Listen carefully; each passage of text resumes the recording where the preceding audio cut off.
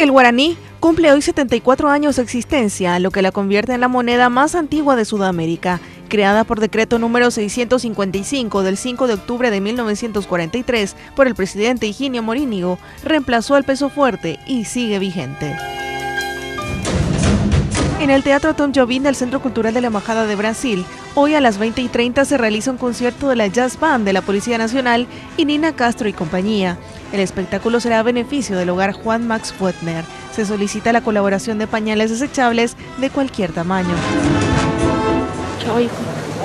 Gente de Bien se titula el largometraje que se exhibe hoy desde las 18:15 en el marco del Festival Internacional de Cine, Arte y Cultura 2017. Esta coproducción de Colombia y Francia trata sobre la relación de una familia con su entorno, desde la cotidianeidad, las diferencias de clase, los valores y las raíces. En la programación de esta jornada también destacan las proyecciones de filmes como Un suelo lejano, de Argentina y Paraguay, El novato, de Francia, Una semana y un día, de Israel, Cuando viene el amor, de República de China, Taiwán, Caídos del mapa, de Argentina, Entre nosotras, de Italia y Contratiempo, de España.